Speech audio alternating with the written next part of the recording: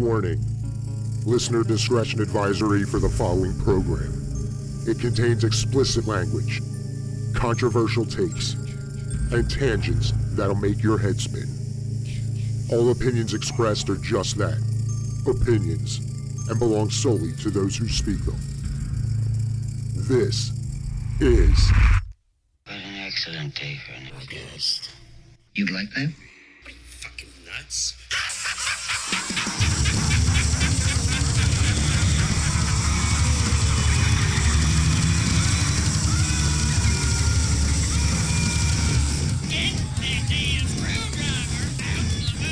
You listen, you little bitch. You hang up on me again, I'll gut you like a fish, understand? I want you to pray to your God. I want you to pray that he comes and saves you. Do I look like someone who cares what God thinks? Spoilers ahead. Hey, welcome back to another episode.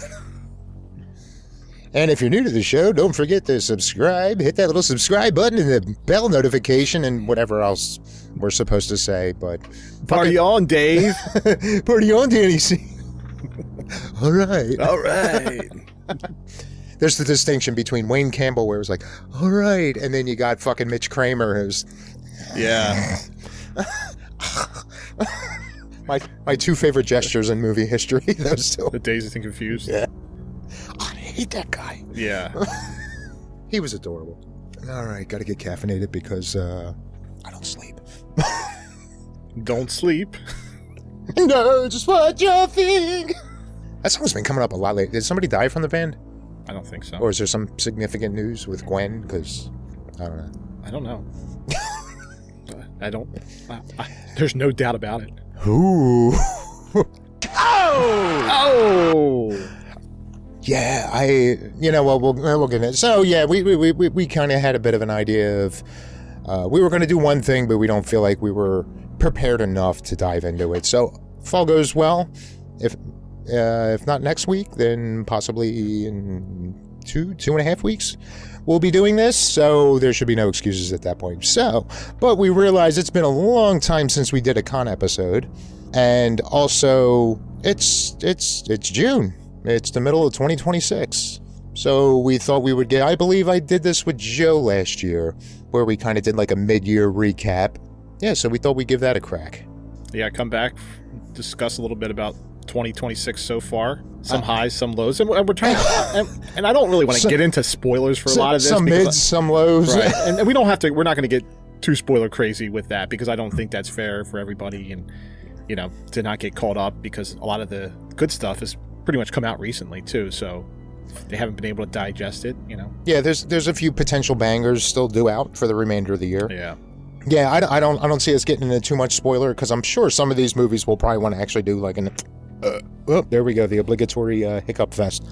Yeah, there's at least a handful of movies we would still like to dedicate an episode to. So that's why we figured we would just graze over the year so far. But kicking it all off, what was it, 2 weeks ago? Yeah, 2 weeks ago. We went to New Jersey Horror Con and Film Festival, because we always go there. Did we settle on what the name of the fucking town is that they moved to just next to Edison? Islin, New Jersey. Yeah, okay. So sure. this was different from the New Jersey Convention Center. Yeah, the Delta Hotel Woodbridge. Yeah, the Delta Hotel in Woodbridge is basically all the same, right off Route 1.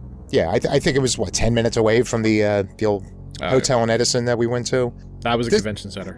This is more... Oh, wait, yeah, that is the one. So, hopefully it was just a matter of double booking, and this year was a glitch. No. Because even though this is all about talking about our experience and, some of the highs and lows of our day, yeah, I wasn't feeling this place. Yeah, I like the place in Edison a little bit better. Yeah. This is always an intimate horror convention. And it was still there. Oh, yeah. As far as casual encounters with the guests there and things like that. But I don't know, it just felt off. Yeah. Like, I don't know. It was like cluttered. I don't know. It felt kind of cluttered, but on the other hand, the fact that one side of the building was the celebs, the other side was the vendors. And previously, all the rooms were kind of connected together. Yeah. I mean, everything was separated, but yeah, this is kind of to an extreme, or maybe to some extent, they just kind of threw this together in the sense of, all right, they got to really take in what works, what doesn't work, go over the floor plan, and maybe they'll be more, not efficient, but I'm not even saying it to shit on it. I don't know. I guess I was spoiled by the other place, so. And I think we've been there to the New Jersey Convention Center in Edison. I think we've been there like at least a dozen times, I think, between sideshows and stuff. Yeah. And this is something different from then. They might have got a different contract to go outside of where they were. Got a better rate. Yeah. Or something. Right. And it's a hotel, right? So your guests can stay there. You don't have any issues with them running behind and having to travel over from a different hotel somewhere else. And it keeps everybody local and it keeps them there. Just depends on who's there. And if they partied hard the night before, then yeah, they might be like an hour or so late. Yeah. And there was some tight spots in there, especially with, the celebs and meeting them, because I just felt like that room is a lot smaller than the other room in Edison. Yeah, again, there was still that intimate feel, but, and again, as much as they had the two sections spaced off, it almost felt more crowded than like a Monster Mania. How we always talk about, you got all these vendors going down the fucking hallway, but then you got the photo ops going through there and all this shit, and that seems to be one of the... That's so chaotic when going to Monster Mania. Yeah. And I still love going there. But there's definitely, if you're claustrophobic or don't like being warm or stuffy, things like that, yeah, I've heard people complain about that kind of thing. Again, as much as I despise people, hey, if I break a sweat there, I'm fine with that. But yeah, this almost felt more crowded, although it shouldn't. I don't know. It was just weird. Yeah, it's different. Yeah. It's a different place, which is fine. It's still... we went to the one last year up in Allentown, PA, right, for PA HorrorCon. Oh, yeah. Right, that was at a hotel, and that was a lot smaller venue. Yeah. But they didn't have as many guests there either. Yeah. So hopefully, like I said, it's just a matter of they this is their first time around. Now they'll maybe look for some feedback and shit like that, and make some adjustments. If they're going to stay, if this is the hotel where they're going to be doing it for the unforeseeable future, I don't even want to say learn from their mistakes. Like, I don't even know what I would do to make it better, right, other than going back to the other place. But yeah, hopefully they can iron out the bugs, and in the years to come it'll. But again, as far as the overall mood, attitude, whatnot, like, it still had that intimate feel that you get from New Jersey HorrorCon. And I always enjoy this one a little bit differently. Like, it doesn't have the pop of the celeb factor and the guests as a Monster Mania would. They're able to reel in some good guests that you might not see all the time, and randomly, and it might be tied to one of your favorite movies that you enjoy, and they could be a side character and such. And New Jersey HorrorCon, they're notorious for that. They're able to pull in some people that you don't see all the time, which is good for us. I mean, we're for the most part, Monster Mania tends to focus. I mean, they definitely have their staples. Yeah. That they get most of the times, and they get their Doug Bradleys, they get their Robert Englunds. But as far as the big names, they definitely shoot for getting a handful of those. New Jersey Con, they got more, I guess, range. They kind of run the spectrum a little more, but even like their lowest of people are still pretty good. I mean, they had David Howard Thornton years ago. Yeah, I'm still pissed off about it. I think it was since the 2020s, the first con I went to was the Atlantic City show. And because I always knew about Monster Mania, but hey, there's this one in Atlantic City, let me check it out. And that was my first New Jersey con thing. And it was Showboat. And and I think this was like within a year after Terrifier coming out. I just know I just saw the movie for the first time. And yeah, I've told this story before, but that's how fucking stupid I am. I went there, and it was him and Damien at a little table in the middle of everyone else. Like, I don't want to say the lesser people, but you usually get the bigger names, like, around the perimeter, and then they'll have that, like, center section where, again, I guess some would say, like, the lesser people. But yeah, they were in that little middle island area. And the only reason I didn't go up to meet, even though as much as I love that movie, it's like, yeah, but which one's the director and which one's the clown? And I felt embarrassed to ask, even though there was no reason for anybody to know either of them at that point. Right. Other than there was that one movie that, and yeah, I could have probably met them both for like $30. Right. And still kicking myself. Yeah, listen, I've always had a good time at every New Jersey HorrorCon or sideshow I've ever been to. So they must be doing something well. And like I said, you get a different group of people too that might be, that won't go to Monster Mania, that'll go to Jersey HorrorCon and vice versa. Yeah. And we're able to double dip, and we're lucky. I know that some places don't have that many horror conventions, and us living in the Northeast in South Jersey, we were able to go to like an Oaks, PA, or Cherry Hill, New Jersey, or Woodbridge, Edison, Island, New Jersey. There's Maryland not too far from us. I mean, we're pretty lucky. You were just out in Gettysburg for a horror convention out there. I mean, they had Jeffrey Combs out there. Yeah, for Creature Feature. And even though it's not horror, but once in a while they get some horror gems there. But then you got the Fan Expo in Philly. Oh yeah, that just went through. They had the whole Lord of the Rings. Yeah, that was the same week. And I saw some videos. I don't know if he posted or not, but I did see a few on the HorrorCon Facebook page. Yeah, we're fucking old. We're the new boomers. But videos of Elijah Wood, and he's now pretty high on my list as far as wanting to meet. Oh, I heard he's like a blast. Yeah, it's like he doesn't seem to take things too seriously. He just seems appreciative, but kind of a goof too. And he does it. And knowing he's a horror fan. He's a horror fan. Yeah. He's did a lot of things recently. Yeah. Yellow Jackets. He was in season 3. Ready or Not 2. Oh, all right. So, I still haven't watched that. Yeah. Spoilers for the second half of the show. Yeah.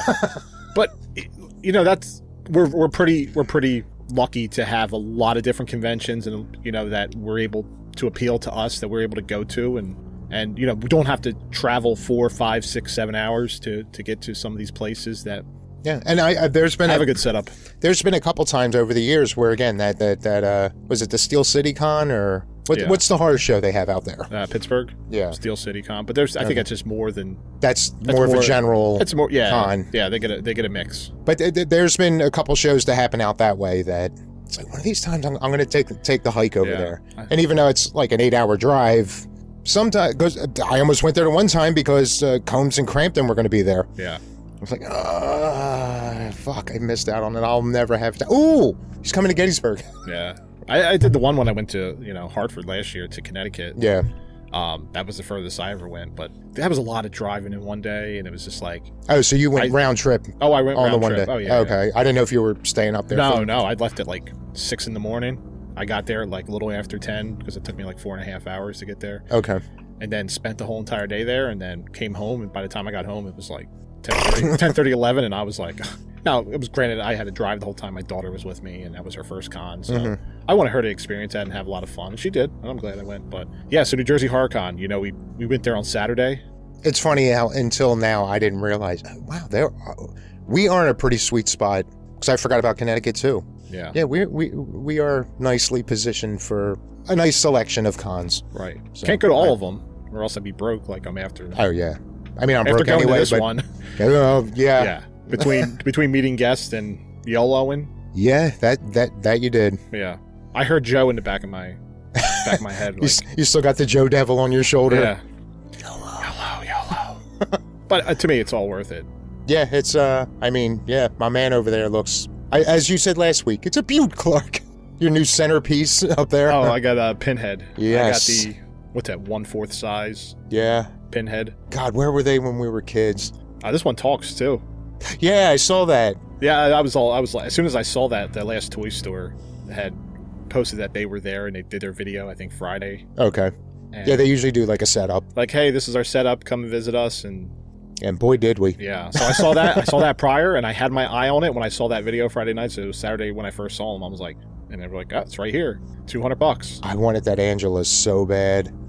But I couldn't justify spending that. The custom Angela from Sleepaway Camp. As much as I fucking love that price didn't feel right in the moment. Yeah. Even though it would have kind of been worth it, but and I don't have anybody to justify my spending to. Well, bill collectors, obviously. I mean, But it was rare. It's rare to see a Sleepaway Camp custom made character, and that was just with the knife, wasn't it? Yeah. I already forget. I just remember I loved it, but that I didn't get it. She had the Camp Bowerwalk or yeah. The shirt and the red shorts. But it was what, a little like 8-9 inch figure? Yeah, I think it was like 8. Like, it looked amazing, but the detail on it was ridiculous. Yeah. It was like a 1 of 1. It was like $250. Yeah. If I had unlimited spending, I would have bought that. Hands down, I would have bought that.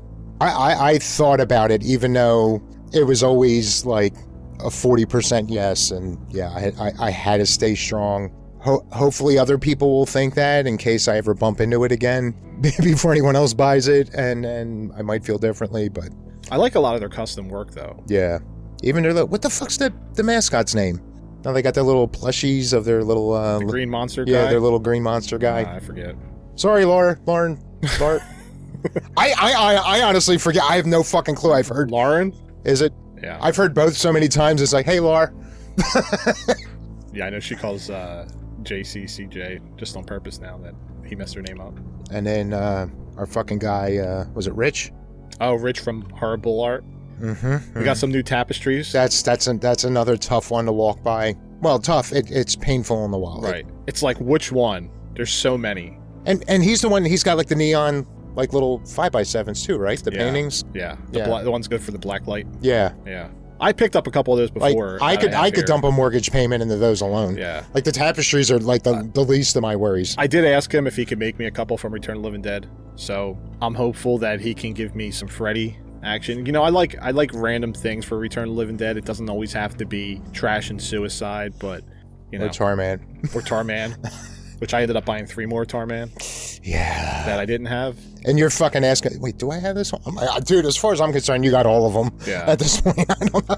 Yeah, Tarman's got a shrine in the podcast studio, but I would like Rich to make me a Freddy where he's got the acid in his eyes from Return of the Living Dead, and I think he was talking about... Oh, I thought you were talking about the other Freddy. Okay, yeah, yeah, I do remember you mentioning that to him. Yeah. Maybe I can get one of those next time, but yeah, I think I picked up a few new tapestries for the studio. I just got to figure out where to put them. So I think Critters. Yeah, well... You got Halloween 2. I got Fright Night. I still got to figure out where I'm hanging at. Yeah, so Gremlins 2, Fright Night. Oh, wait, yeah, that was 4 total, right? Yeah. You got 2, I got 1. He's like, I'll throw you a fucking Gremlins. Rich is great. I love his work he puts out. Guy brings great stuff to the table, so I'm always going to support him and get more shit to add to the studio. I just can't wait. All right, note to self, this is the part where I will try to remember to get video of all the tapestries hanging up in here so I can insert it into this segment of the video. And because I'm a dick, I'll probably include this note to self. Note to self. I mean, I already fucked up and forgot to hit record on the video for the first 2 minutes of this episode, so... Glenn is absolutely judging me right now. Yeah. I don't like the way he's staring at me. He's fucking staring at you. Fuck that kid. But they got a whole collection of fucking Child's Play now and Chucky. You got your Tarman display over there, you got your Child's Play display over here, and you got the fucking the Avengers of Horror building up over there. Underneath that beautiful Tarman fucking neon. Yeah. Or blacklight, dang, acrylic, something. Yeah, I still need more stuff, but hey. Yeah, one of these days we'll have to figure out an extra day that we're both available and reassess everything that we got here and I guess semi-redecorate. I don't know. We'll figure it out. Yeah. I'm still almost 4 years and I'm still trying to figure out lighting in this fucking place. Yeah. Do we need more lighting or do we need less? We need properly positioned. Yeah.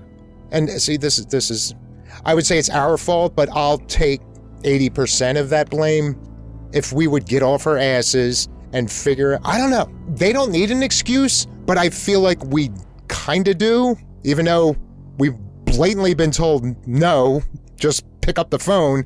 But whenever we get the Black Av guys back here, they make movies. Maybe they can give us some lighting tips. Yeah. And I so badly want to talk about them, but until it's like 99% confirmation on some things, and yeah, I'm not going to touch it, but who knows? Maybe by year's end, there could be some fun anecdotal something pertaining to those guys. But boy, did they make us feel welcome. Like not even 10 minutes of walking through the fucking gate there. Oh, yeah. That show. Those guys know how to make an impression. Yeah, I think you went into the bathroom, and then I see Ron coming around the corner. Hey, Ron, what's going on? You want to talk about I'll make him an offer he can't refuse. But, yeah, but the two of them, they keep motherfucking us. Anytime we run into those guys, when are you having us back over? And it's like, we want it, but Yeah. Again, it's probably mostly me overthinking it, even though they said just fucking call. We would love to come hang out and record again. They always got something to promote, so it's not like we got to worry about, oh, do you guys have anything in the works? No, these guys are fucking... They got like a million things they're working on right now. And one of them being a fucking anthology that, yeah, it looks like they're putting their fucking heart and soul into this project. Right. And it's been going on for quite some time, not to mention like 12 other ideas they have in the so it's not like, oh, do you guys have anything going on? They got a project. We could do an hour episode them just talking about all their fucking projects at this point. Yeah. But yet I feel like even though we kind of threw the fucking the draft thing together last minute, it's like even if we just had a loose thing like, oh, what could we have them talk about? Like, I don't know. I'm gonna shut the fuck up now. No, I think when they were here, we did an episode for like 2 hours. It was live streaming. Yeah. So you can go back and watch that live stream of Black Ave last year. Our fantasy draft, our 3-year anniversary episode. Yeah. And I think we finished up at like 9 o'clock, and then they didn't walk out of the house until like 12:30, 1 in the morning. Yeah, what was it? 7 to 9 we did the live stream. And then we were just talking. And we went over, wrapped up. I'm packing up all my equipment to get out of here.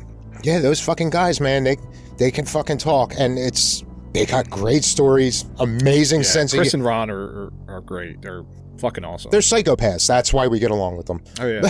That's their fucking... Yeah, dark humor, just twisted, and fucking, everybody's heard us talk about Swine and Dine plenty of times. So if you haven't seen that, you got to watch it fucking anyway, especially since there have been rumors of them making it a feature still. Full feature. But then also, just in the past few months, they put out The Party Fire. Fucking great 20-minute thing going on there. They got post-credit scenes and everything. It's. I mean, they're working with Ginger Lynn. Yeah. Rebecca Love, they got coming up. Lou Temple. Yeah. Irene Sullivan. Yeah, I mean, they got a lot of people that are in a lot of these indie horror movies already. Yeah. Including last week's OnlyFans, Miss Ginger. Miss Ginger. But yeah, and it's, again, they just always have ideas. Not to mention they're always contributing in some way to other people's projects and shit. Yeah, we're going to talk about cons, and meanwhile, we're just blowing Black Ave again. Yeah. Nah, the guys are great. But yeah, they're just fun guys, and they... Catching up with them at the convention. Yeah, they know how to make... they know how to make people feel special, and they're just always networking, always making connections. And again, when they were in last time, who would have thought, like, oh yeah, we got this other project we're working on. We got fucking Lou Temple showing up, to be part of it, and yeah, all the other people you mentioned. It's like, these guys are good.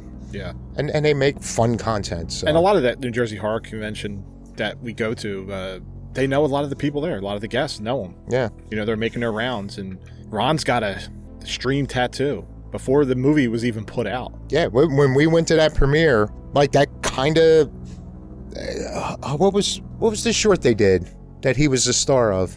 Remember when we went to the premiere and they did a handful of fucking shorts and shit like that? Subliminal.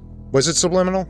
Yeah, he did a short. But I was like, I remember then thinking like, wow, that's like fucking commitment. Like he went as far as to paint a stream tattoo on there, and then it was like, oh no, that shit's real. Yeah. And this was what, like 2-3 months after Stream came out? Right. Well, I mean, we got the invite. We got the invite to go to Swine and Dine's premiere. Yeah. Up at Smod Castle. Yep. And we went, and then which was finally an excuse that was to my go first, there. Yeah, that was my first time meeting both Chris and Ron, and getting introduced to them, and Mark and Lauren, Michelle being part of that as well, and that was really great for us because we were kind of introduced to them, and we've been seeing them a lot since then, whether it's the conventions or having them over. They've been on the show promoting Astral Paranormal as well. So yeah, we got to talk to those guys again too. Which was nice to see Mark. I haven't I didn't get a chance to talk to him, but I remember either you or JC pointed him out, and it's like, oh yeah, I got to catch up with him. And yeah, that guy does amazing work too. For the most part, I had a good time there, but yeah, I was definitely not in a good headspace that whole day. So yeah, I was just kind of off, and even though we talked to a lot of fucking people, there was a lot I missed out on too. Yeah. So and Mark was one of them. Yeah. I really wanted to, like, I missed out on a chance to even like walk up and say hi to him. So because yeah, he was a good time too. Yeah. Coming on the show. Yeah, and going to the theater, the Everett Theater in Delaware. Yeah. It was pretty awesome. And see that whole gang. Yeah, and we still even have people from there that mentioned they want to come on, and yeah, wow. 2020s have been fucking shit, man. I've been off. Yeah, but listen, at the convention there was a Friday the 13th Part 2 reunion. 45 years. 45 years. And not 38? Yeah. 38? Yes, I remember that one. I knew it was down to 2, and I almost hit that. 42 fucking long. Yeah. Well, this one's 45 years. Yes. You fuck, I'll kill you. Oh wait, never mind. I thought that was something else. But yeah, so I finally, because this is probably like the third show I saw or went to that Bill Randolph was at, and I finally fucking went to meet him.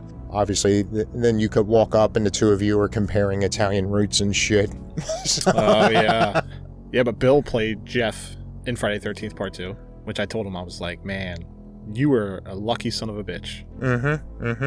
Well, oh, and yeah, of course. I wanted to meet Lauren Marie again, but I kind of had to pick and choose, so I opted to meet Kirsten instead. So...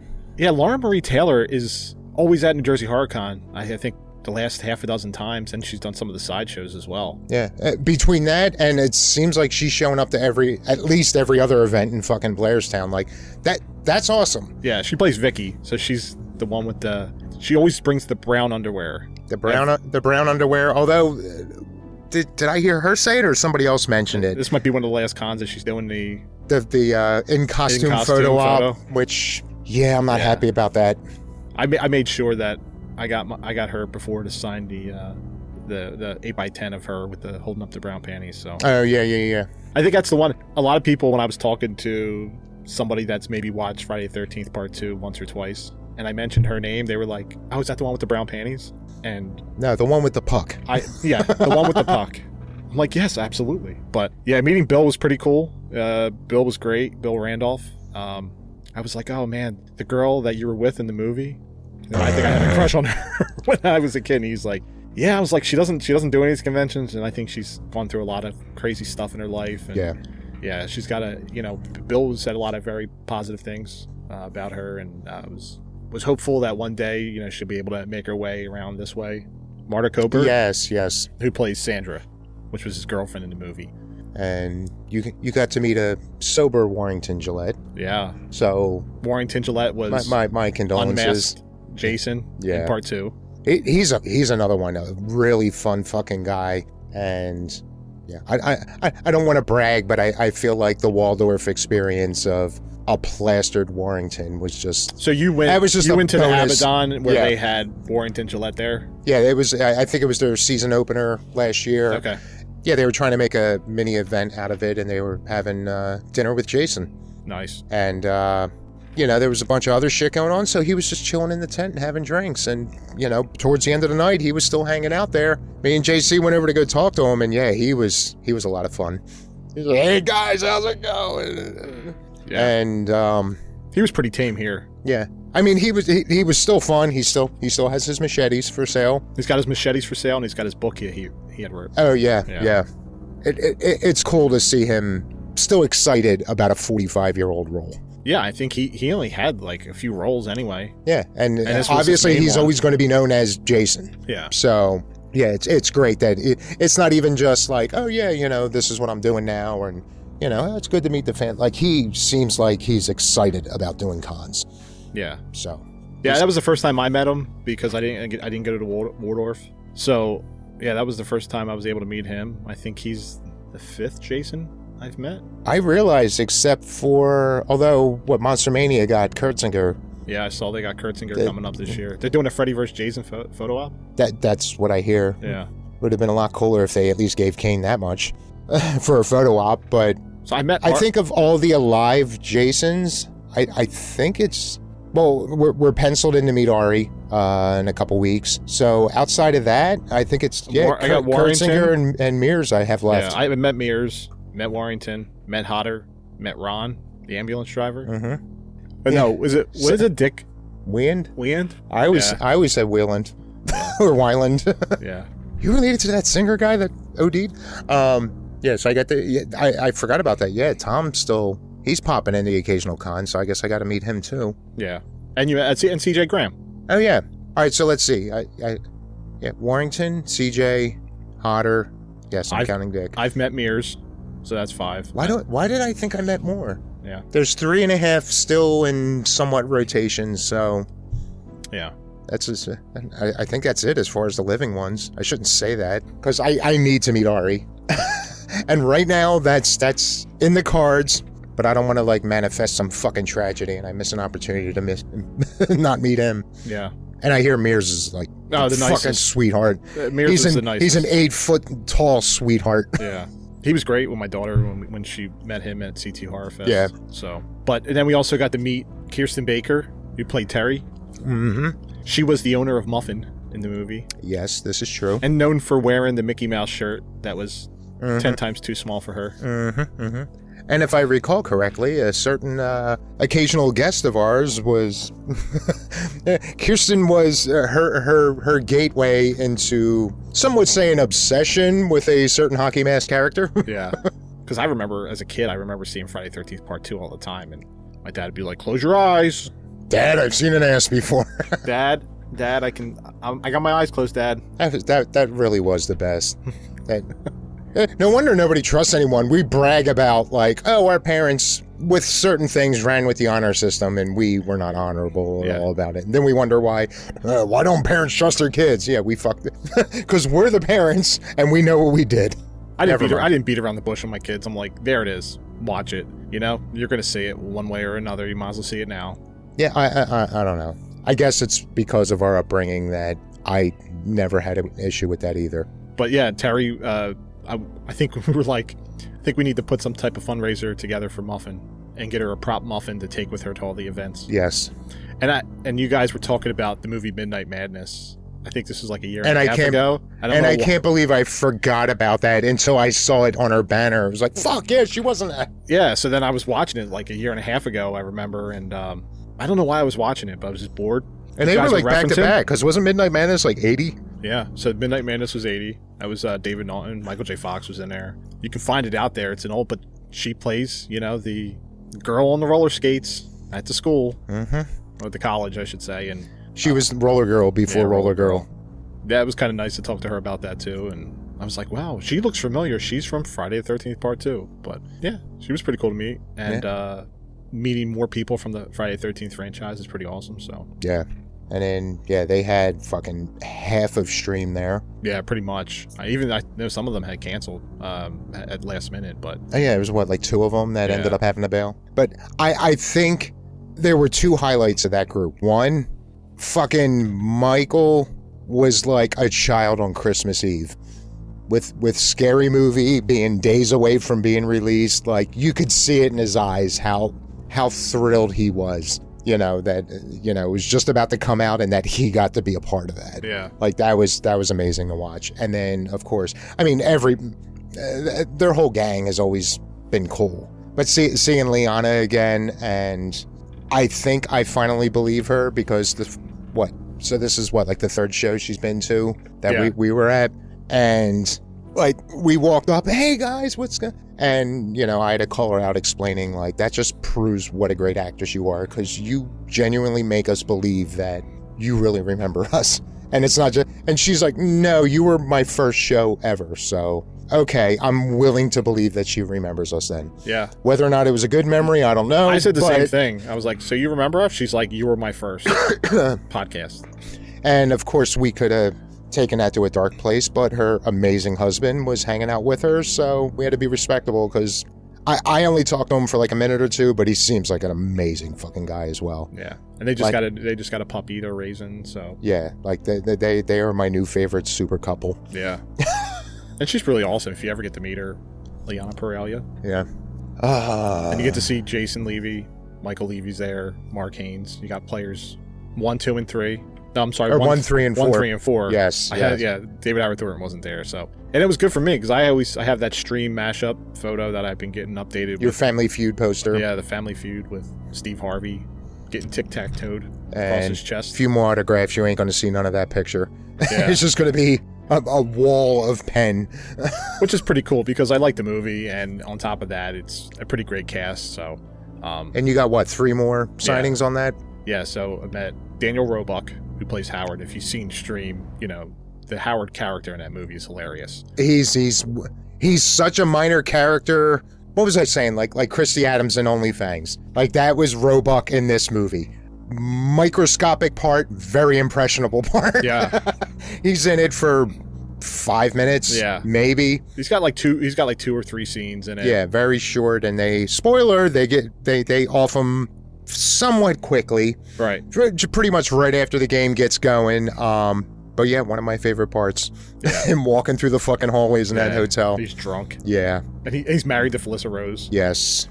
Even though he held his own, you could still tell that Felissa was wearing the pants in that relationship. Oh, yeah. Yeah, so we met Daniel Roebuck before at one of the Oaks PA.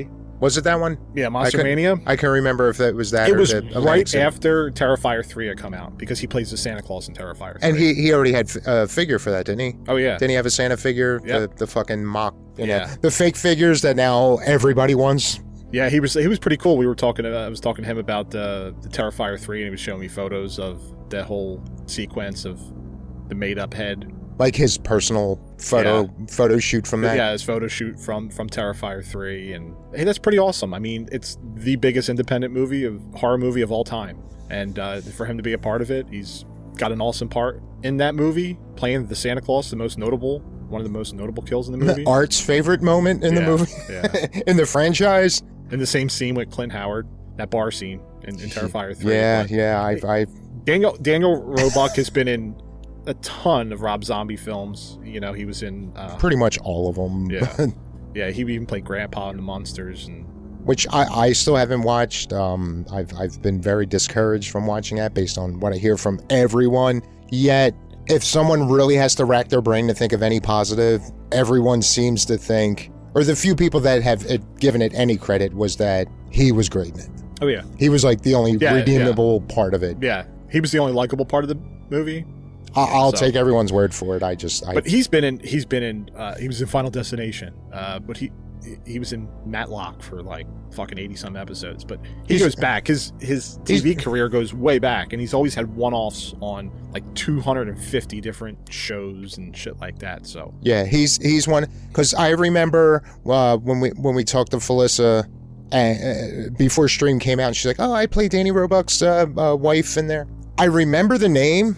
Honestly, I just didn't connect who he was until the movie came. I'm like, oh yeah, that guy. What else did I see him in? And then afterwards, I pull him up and realize I've seen him in everything since I was a child. Right. It's ridiculous. I forgot that he's just been in everything. Yeah. Dude, the guy's a sweetheart. I know. And that's another one. Like, he's got the credits. He's done enough things all over the spectrum. He's done a lot of great movies. He's had a bunch of bit parts, he's made appearances in a ton of shows and all, and yet he has the proper amount of arrogance. Yeah. It's like, yeah, I've done a lot of shit and all, but I still appreciate having a career. Yeah. And he seems appreciative of his fans as well. Yeah. So I met him twice. This was enjoyable, but I needed to get the Stream poster, because I think I got that poster post meeting him.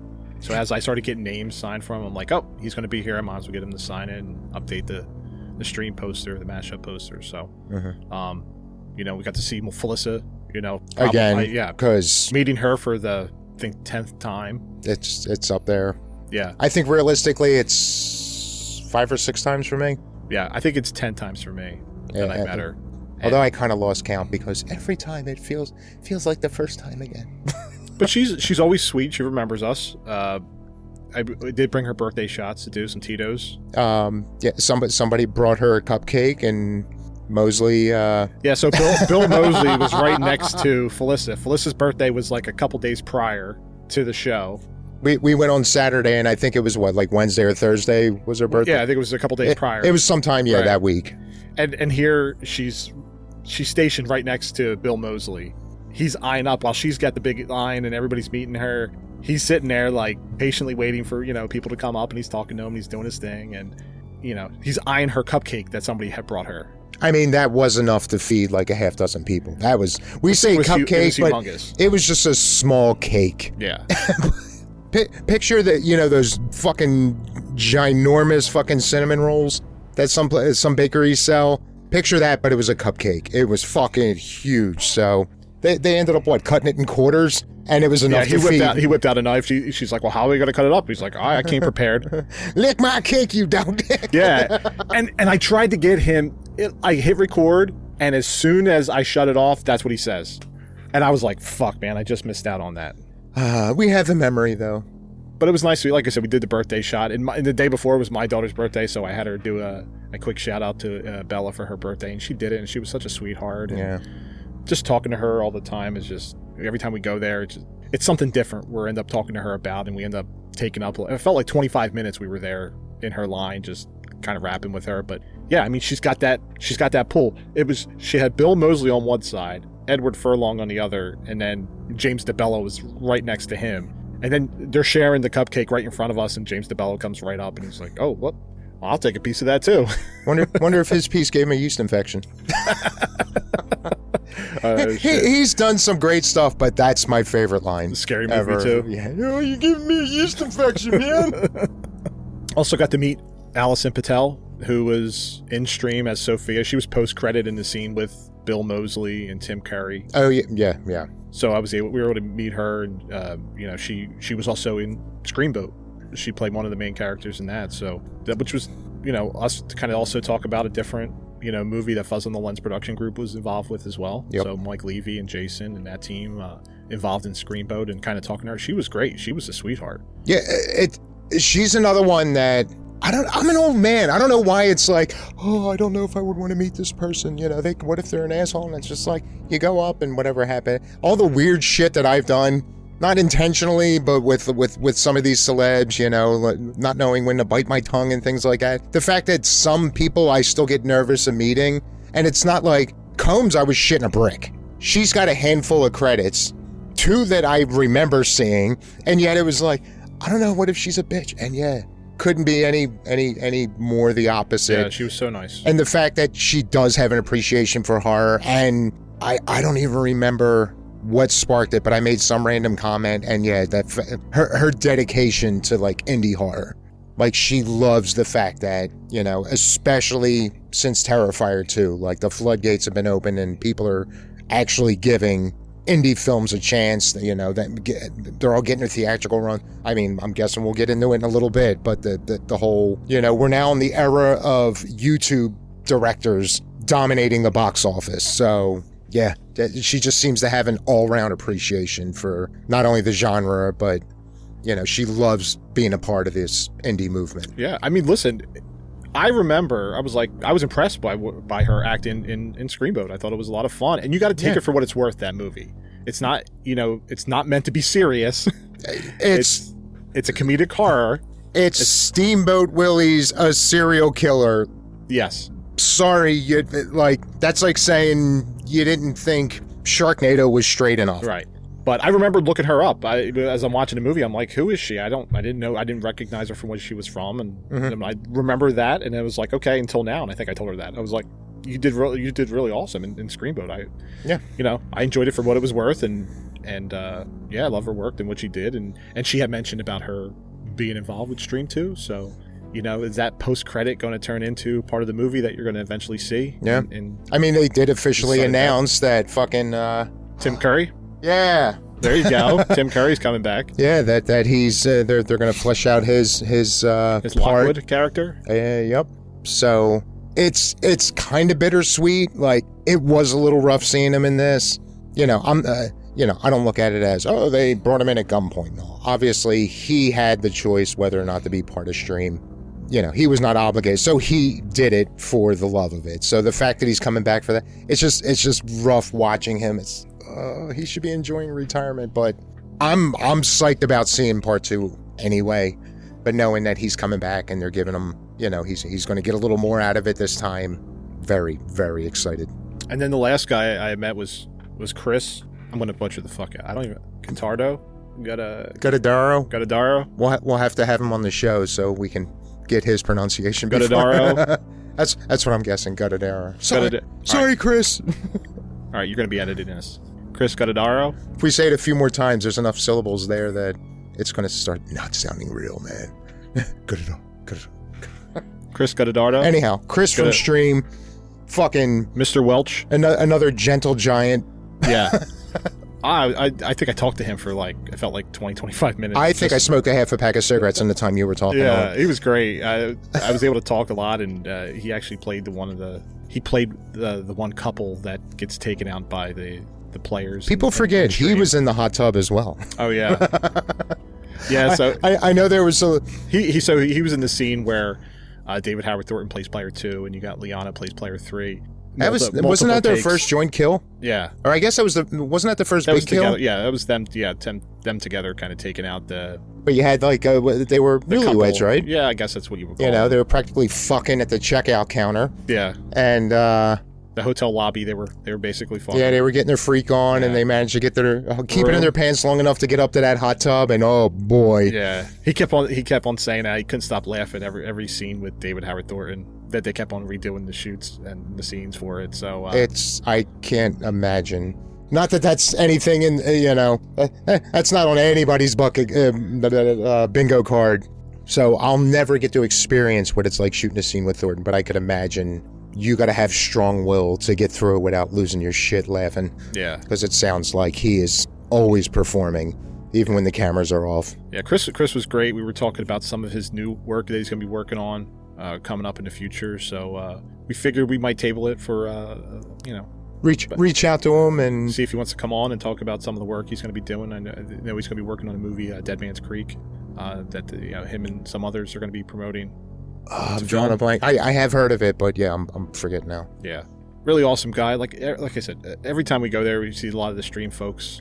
They're great meeting them. And it's weird how we were talking about like the Black Av guys. Like every show they go to, it's like they are like devouring these cons, and like they always walk away with more people. I don't want to say in their pocket. They're not pulling like mobster moves, but they're really good at networking. That chances are every show they have at least one more recruit to be in something in the future. Yeah. So but I feel like not that we're on that level, but I noticed the last 2 or 3 shows, sometimes we almost don't get to do a lot.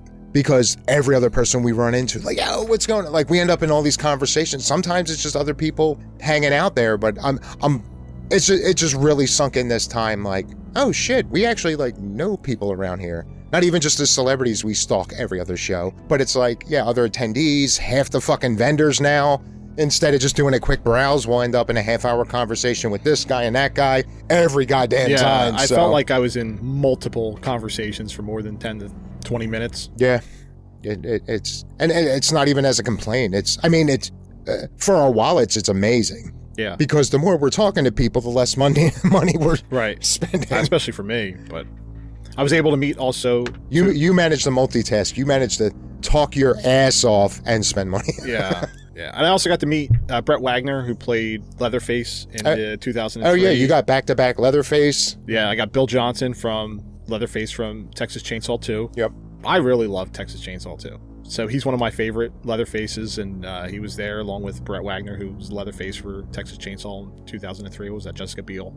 And then they also had you got 2 of the top 3 Leatherfaces of all time. Yeah, so between that and those guys were awesome. I know there was the Leatherface there from Texas Chainsaw 3D. Okay. With Alexandra Daddario or whatever. I know that. Yeah. But I ran out of funds, so I hope to see him again. If he's there next time around. So, but yeah, I got to get See, that's one of the great. Like you're collecting all the Jasons, all the Leatherfaces, and Freddy. You got 2 guys you need to meet. Jackie Earl Haley and Robert. Yes, the great Jackie Earl Haley from OnlyFans. But I think between that, and I showed some love to the other folks there at the show, just to catch up and meet up. Nick Greystone does the podcast. Yeah, he's another one that Primal Scream. Any time we pause near his desk, not that we try avoiding him or anything, but yeah, anytime we just even slightly pause, we're guaranteed a 15-20 minute conversation with him. Not only is he a cool guy, but he's one of those Italians, so he could fucking shoot the shit all day long. Yeah, so between Nick and Josh Kills Petrino, which we really need to get him on. We've been going back and forth with him for like all parties are interested, and for some reason we always fuck up scheduling with him. Yeah, it looks like I know that he was involved with the Ice Cream Man, the Eli Roth one that's coming out. Yeah, so for the horror section, that would be even a better reason to get him on sooner than later. So maybe we'll have to reach out on that one, because the few times we talk to him, Like, we've The motherfucked effects, ourselves. yeah, Like, the we special effects that he's been involved with Terrifier 2, Terrifier 3, the new version of Street Trash, Chillerama. You know, the guy's, he's got a long and list. what's the most important one of his? What do you mean, Wrath of Becky? Oh, Chillerama? Scare Package 2. Oh, Scare Red Package. Chad's Revenge. Oh, shit. I forgot about that. The only reason I remember is because I didn't know. You told me that. Oh, yeah. You're like, oh shit, he did Brad Chad's Revenge. Get the fuck out of here. Oh, yeah. I forgot about Scare Package, too. I'll never forget that movie. Was that the second? That was the one with Kelly Maroney, right? Yeah. Yeah. I remember that one. But yeah, I remember, especially the first time we met him. I feel like we were talking goddamn near an hour. That was like 45 minutes. Like, I remember we walked away from his table, like, we should have just brought a mic and turned that on. Like, we just did an episode. My man's got fucking stories, and I hope we can remember to tap into those. Yeah. If we ever get them on, because... Yeah, he did an animated series that he was involved with, directing an episode with Robert Englund. Oh, shit. I missed that one. Yeah, so... But he had given... I was like, hey, so what's your proudest accomplishment out of all this? And he's like, shit, I don't know. Like, that's the one I want you to sign. Like, that would be the one I want to put in the horror podcast room. In our green-black hallway staircase room. Yeah, it's black. But my wife. Yeah, he did the one special effects for the Wrath of Becky. So I got that 8x10 signed by him. So, yeah. Right. You know, a lot of... It was a long day. We were there from start to finish. We were there from 10 to 6. Normally either the PA ones or the Edison one. I mean, it's not like it's a drive-by, but we'll stick around for like half to 2/3 of the day because we usually take in a lot of shit by that point, you know, in some cases spend enough money and then, you know, we got the commute and all. So, but yeah, we got there, it was like 5 after 10. Yeah, actually it was talking to your boy Rich. It was, and I remember you asking him like, oh, what time are you closing today? And he's like, everything closes down in 20 minutes. We're like, fuck, we were here the whole time. Yeah. Not complaining, it blew by. Because again, like, it took us half the day just to do a full lap through everything. Well, between that and the conversations we were having. Yeah, that's what I mean. Like, every time we went to take a lap through, like, the vendor area, like, we would get tied up in a conversation, and then for whatever reason, we would, all right, let's go back and talk to the celebs again. And then it was like, oh shit, we still haven't checked out all the vendor stuff. And then we would go back, get caught up in another conversation. It was like, oh, all right, now we're gonna go back. It was just weird. Like, that's what I'm saying. If you would have told me like 2 years ago, like, we would go to a convention, and again, even a lot of the regulars there that just go there to hang out, it was, you know, I almost wish we had our own production company. So yeah, we're getting to know enough people that it's like, fuck, if we were making movies, I think we have a handful of people that would be willing to work with us. So yeah, we spend we get our money's worth when we go to New Jersey Horror Con, I feel. Our lately, especially, yeah, it's at least been worth the price of admission. And you got to meet Tracy Lords. How did I forget to bring up Tracy fucking Lords? Bubbles. To make up for the fact that I didn't get to meet. Yes, I'm intentionally saying this. 1, because I do believe it, and 2, because I know at least one person that is going to be raging over this if this person were to be listening right now. But the Buffy, the one and only Buffy. Christy Swanson. Yes. She had to cancel. And she had to cancel, but luckily Tracy Lords, even though she was already booked, it wasn't like she was a replacement, but meeting Tracy Lords took some of the sting out of meeting BB/Buffy. So, yeah, I was really bummed, and I know she's going to be at a couple more shows coming up for New Jersey Horror Con. I think she's at the Sideshow coming up in June, and they have her for the next full show too, right? Yeah, I thought I heard that September, I think. Because I remember hearing like, oh fuck, she had to cancel, and then I go on their page and they already had her announced for the Sideshow. Yeah. So I don't know if that was already set up or if it was like, all right, well, if you got to cancel, can you at least give us this? And then eventually, but yeah, Tracy Lords is. That was another moment of your childhood. Yeah, I got a little choked up. I think I kept my composure, but of course I was not that I'm the only one with a story like this. It's Tracy fucking Lords. You know, I was just another creep in the lineup there because one of my first Spencer's poster moments, 14-year-old me, and I was like, I don't know who this is, but she's fucking beautiful. And yeah, and then I think it was like a year or two later, I didn't make the connection at the time, but I got the lore, semi pun intended, of Tracy Lords and who she is and where she came from. And it was like, oh my God, that's fucking amazing. And one of the pictures she had there to be signed was the 8x10 version of this fucking poster. I told her, come in there, like, when I knew I was going to get a chance to meet her, it was like, all right, do I want her to get her signed Blade or Zack and Miri? Even though I was kind of leaning towards Zack and Miri because it was really cool that I think Kevin Smith told the story of how she reached that point, like, that shit's so in her past, like the idea of her, you know, having ever been an adult actress, and that he called her up to be in a movie about making adult films. But apparently when she saw the script and she's like, you know what, this looks like a really fun time. So knowing that she has that kind of sense of humor and all that. So I was leaning towards doing that. As soon as I saw that she had the mini version of that fucking poster, I told her, I said, yeah, 14-year-old me would kick my ass if I didn't get this one signed, even though I was leaning towards this. And yeah, when I walked away, you know, she's really nice, you know, little hug and everything. And then she's just like, well, I hope you and your 14-year-old self are very happy. And I was like, yes. So yes, I was just another creep in the building. Like I said, I sort of choked. So yes, she was another amazing meet. It was kind of brief, but this was later in the day when I was really depleted of my people skills, like above and beyond usual. So yeah, either way, it was a great day. Yeah. All things considered, yeah, it was a great day. It was a productive day. In some cases, it was an expensive day. Yeah, I think I dropped a K. Really, that much? Between the autographs, meet and greets, and the new toys I got to bring to the studio. I didn't even think of, like if you take in all the things, you know, because it's like, oh, you didn't spend that much at that one place. And then I realized it definitely did not meet what I spent for the Return of the Living Dead Monster Mania. Yeah. But still a lot. But yeah, that was another biggie. But I think this was the big one I was going to go to anyway this year, that I knew that I wanted to. There was a lot of people I wanted to meet at this one, especially when they had a lot of the leather faces there too. So yeah, I thought it was fun, well worth it. Had a blast. I really wish I had a good smart ass remark on Zach, but failed once again. But yeah, conventions, you know, we're all obsessed with that shit. And looking forward to many more. So anybody within, I don't know, whatever distance is your threshold, and you ever want to visit the Jersey area, if you're not already here, come by and check us out. Chances are at least one of us are going to be at any of these, again, especially those two, but we've been spreading out in the, the wider blast zone of cons. I'm always game for New Jersey HorrorCon. It's easy to get to. It's a little more intimate. Yeah. And again, these are like the big two that we regular, but yeah, I think this one's definitely always been our favorite. Yeah. Because again, they may not have as huge a guests, but I don't know. Like we've always said, it just feels more personal. Yeah. Even though it felt a little congested this time, but you still got that. It still had the soul of a New Jersey con. Yeah. It smelled like New Jersey. Jersey. Fucking Jersey.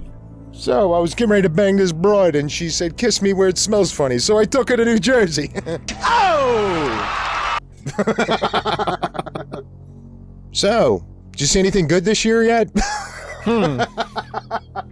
It's been a rough one. What, 2026 so far? Yeah. Not to say there's nothing good, but it's like, so far, the best movies this year, it's like, that was good. I tried to think about comparing last year, 2025, the first half, compared to... I really think this was the universe saying, fuck you guys for trashing last year. You want to see bad? I'll show you bad. Well, I don't know about bad, but I'm not blown away yet. Yeah. I even finally got around to catching up in the past week. Finally watched Bone Temple. Finally watched Send Help. Oh shit, you did? And they were good. Like, Bone Temple almost felt pointless. Really? To me. I'm not saying I disliked it, but I don't know. I can't put my finger on it, but pointless is the best I can come up with. It's like, all right, well, to me, the 28 franchise, not the 38, but the 28 franchise is just rage virus, people trying to survive. And throughout, people get fucking massacred. It was like, I don't know, there's kind of a story, I don't know. And I don't want to spoil it, but I think there was some elements of... Like, you got to know a little more about some characters, but it was... So the Bone Temple it's a complete continuation off of 28 years later, the one that came out last year. Yeah.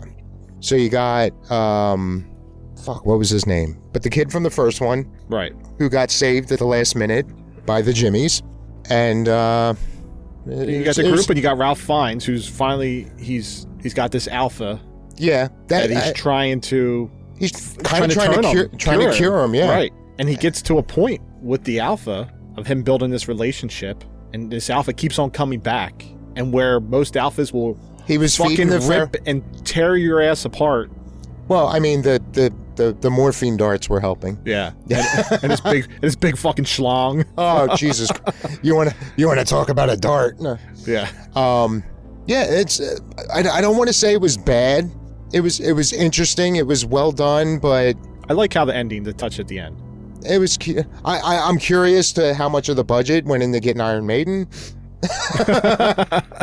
to have a karaoke break. Ralph Fiennes. Yeah.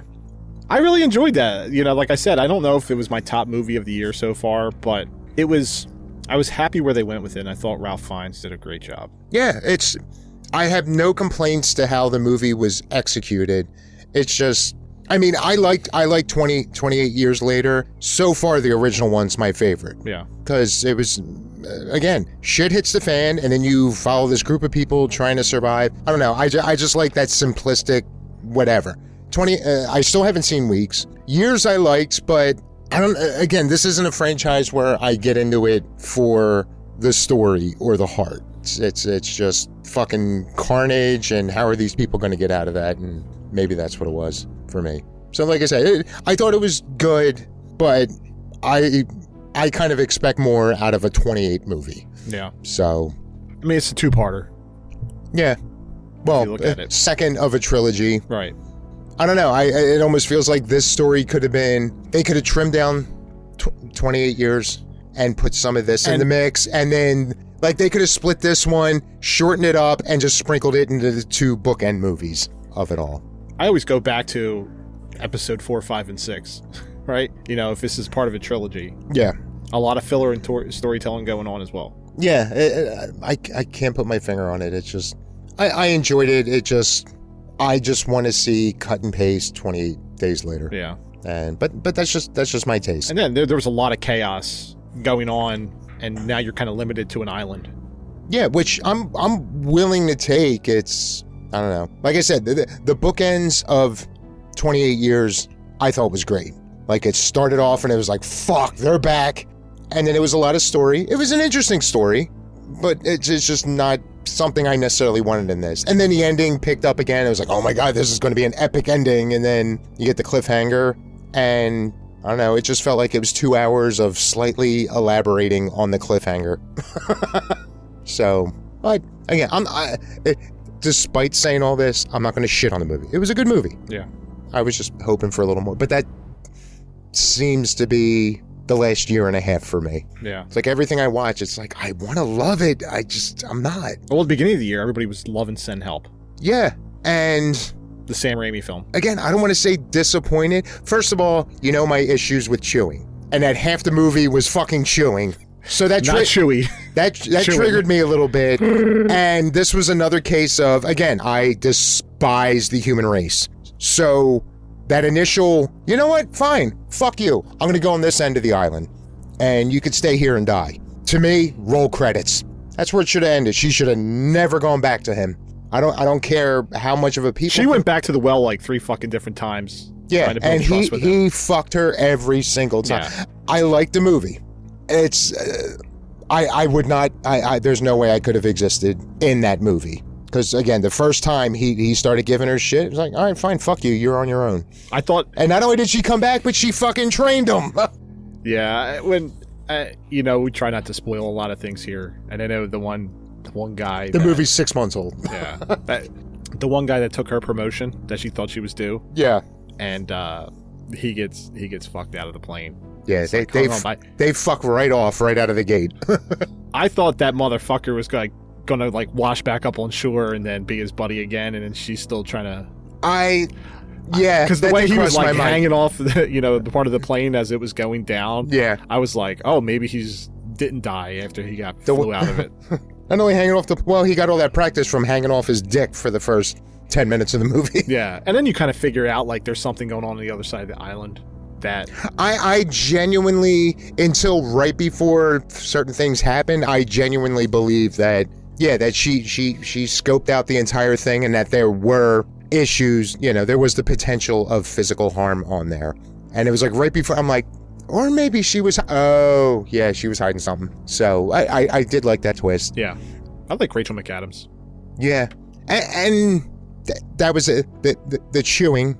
I understand, especially in the beginning, it's like, oh, we could potentially starve. So I could see enjoying the food more than usual. But they enjoyed that food too much. That aggravated the shit out of me.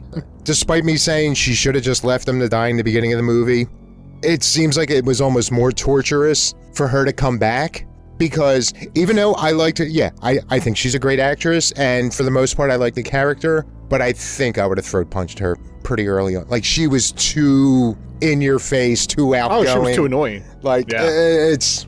If I were either one of those characters, I absolutely would have killed the other. I got the distaste for it all, but... Oh, well. I enjoyed it. It was good. I'm glad I finally got to watch it. I think it's just my jaded black soul that... Yeah, I just know that was the one that it was almost more show. Aggravating than not good. No, I enjoyed it for what it's worth. I didn't hate it. I wasn't like, oh man. But I know a lot of people had given it hype, and I was just like... I mean, the bloody parts were good. Yeah.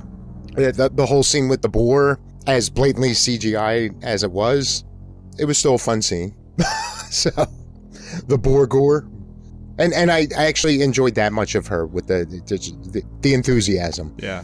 Like, she's like, well, we got to eat. We need protein. Yeah. I'm going to go do this. You knew you were set up. But even when she pulled it off, she was, like, so impressed with herself. Like, oh, shit, I actually did it. Right. I mean, she was trying out for, the Survivor show.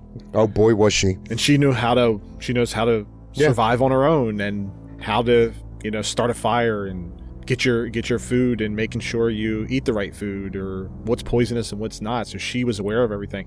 I'm thinking, like, this is your boss and you saved his life, basically, and got him back to health, and motherfucker's not appreciative. He tries to take advantage of her. He played the role, but it was always about him. Yeah, and then I think it was the one scene where I thought that she was cutting off his Johnson. I was a little disappointed that it was a fake out. Yeah. But it was a fun punchline, but at that point, it really should have been the real deal. Yeah.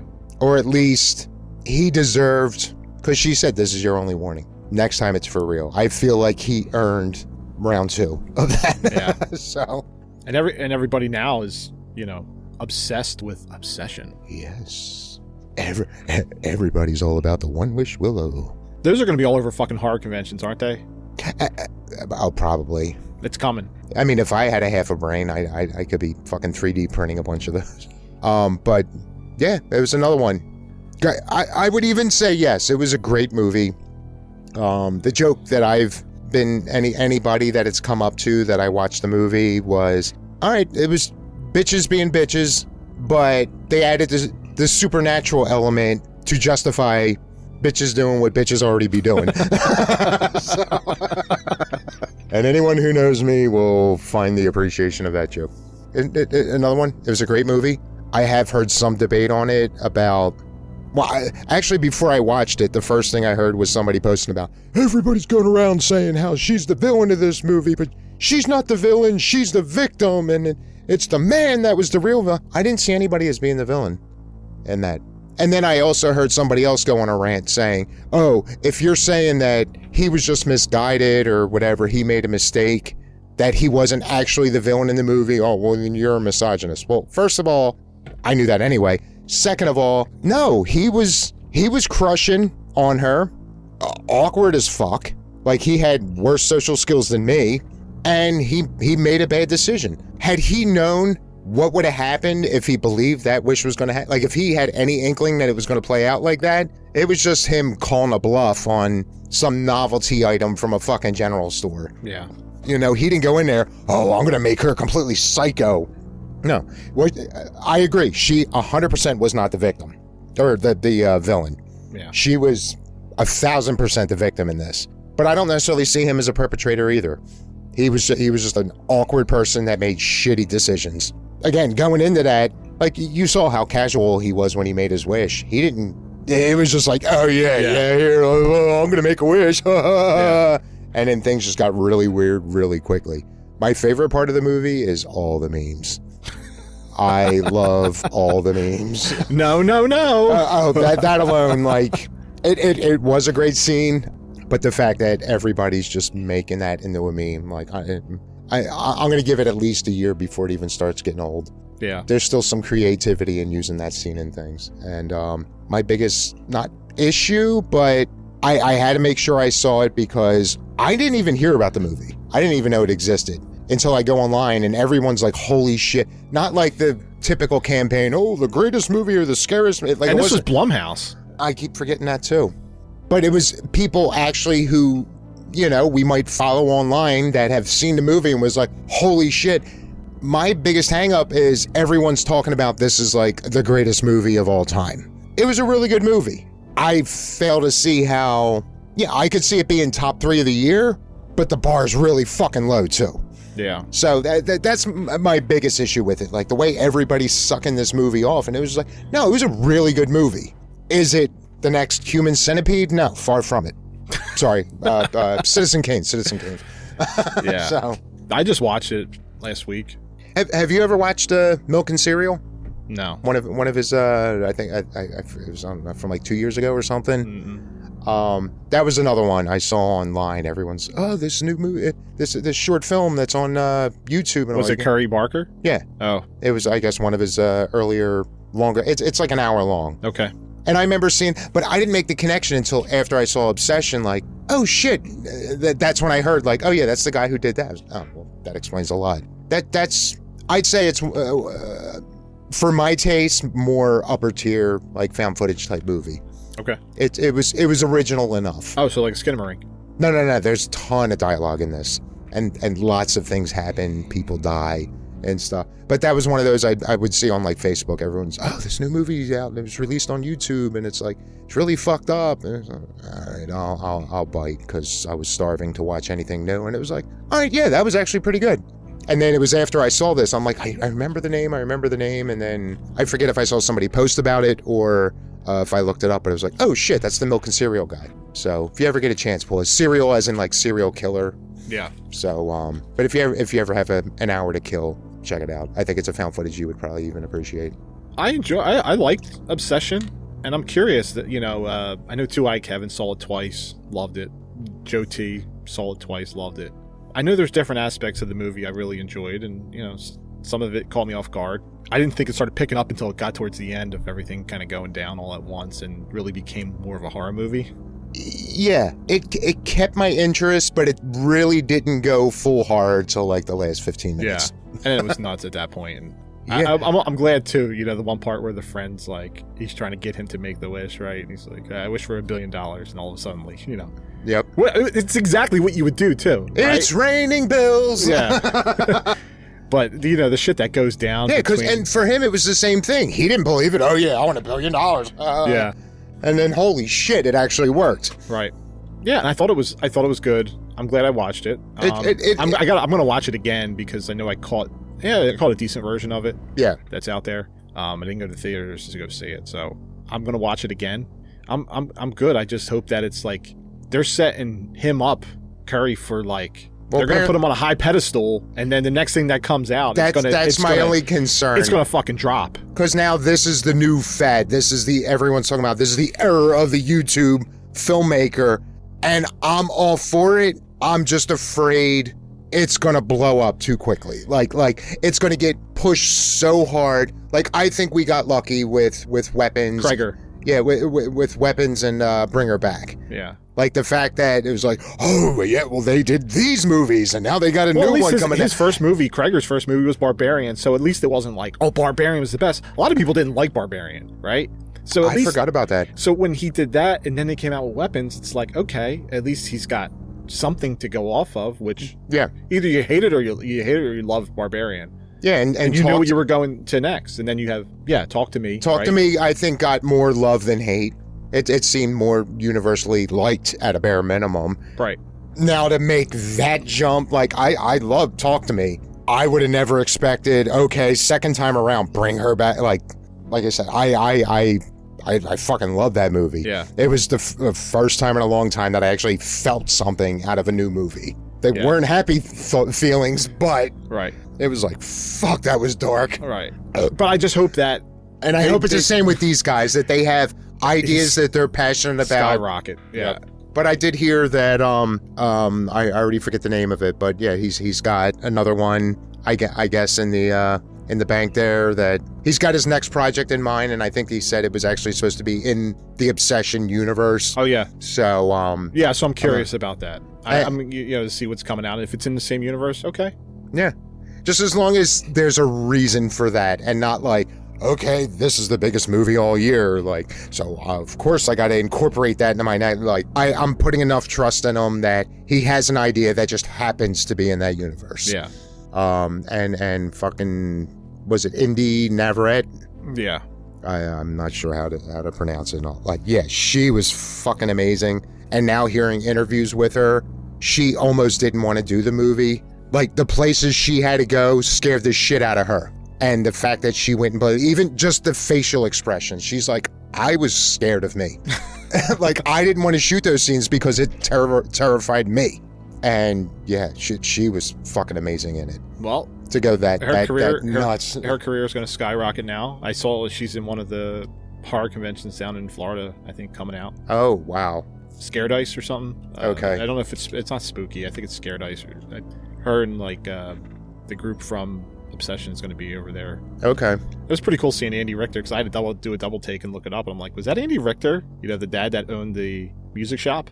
I did not pick up on that. Yeah. No shit. So that's Andy Richter. All right. And then because I had a double take, and I'm looking up on IMDb, and I'm like, oh shit. And then at the same time, where's the one part where she's pissing herself while he goes to work. Yeah.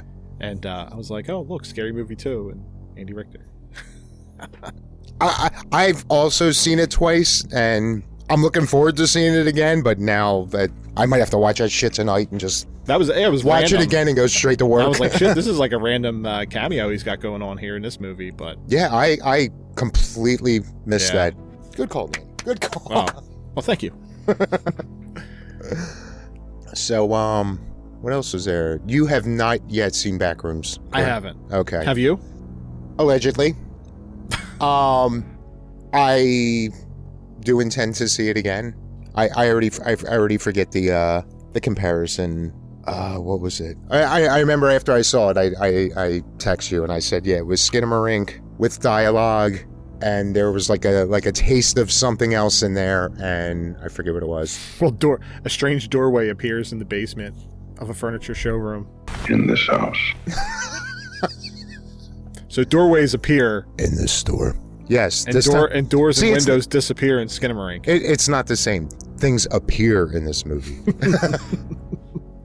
But another one, very well done, and I look forward to seeing it again. Not a lot. There is a story, but yeah, not a lot happens in this one, but it's still compelling. I mean, if you're a fan, if you've ever seen any of the videos on Backrooms, if that grabs you at all, just picture, an almost 2-hour version of that. And again, I liked it. Did you see We Bury the Dead?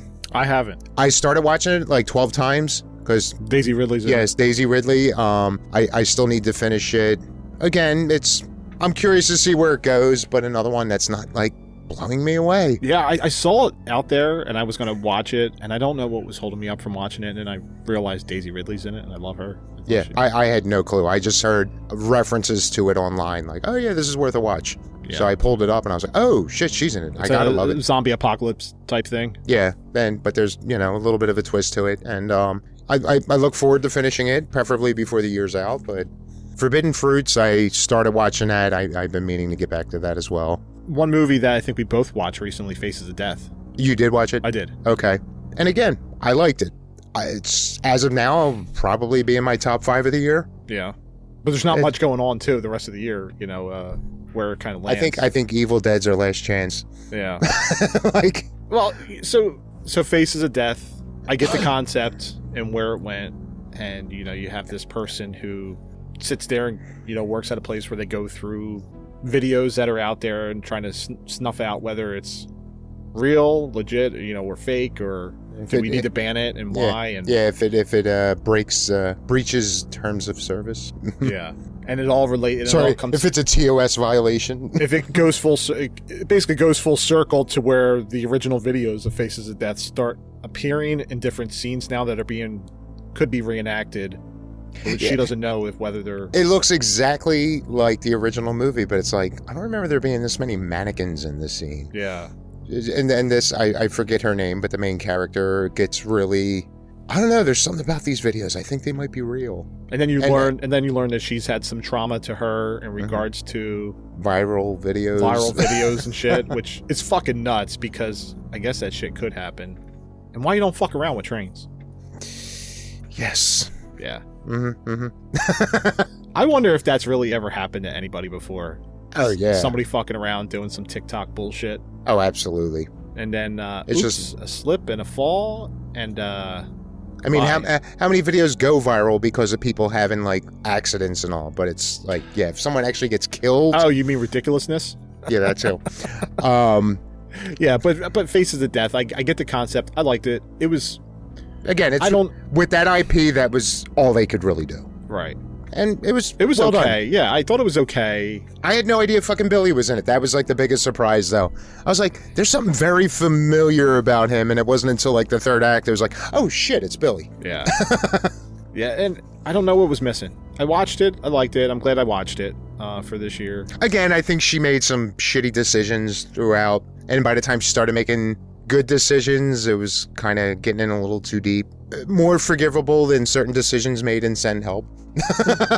Oh yeah, true that. But yeah, I liked it. Yeah. I'm trying to figure out which ones are we going to eventually like do episodes on, so I'm trying not to give too much away. Right. Undertone right now, possibly biggest disappointment of the year for me. Yeah, I remember you talking about that one. I never got a chance to go watch it yet. I do need to revisit it because I feel like I might have been like kind of half-assed there. You know, my brain went off to other places at the time. It wasn't awful, but I was pretty fucking excited about it. I think it might have been my first heartbreak of the year. Yeah. I was like, this has got to be at least really good. And I walked away like, okay, that happened. It was just very forgetful, kind of. So, you said you saw Ready or Not, correct? Yeah, saw Ready or Not too. I still have not. A couple weeks ago. I've been hearing decent things about that. Yeah.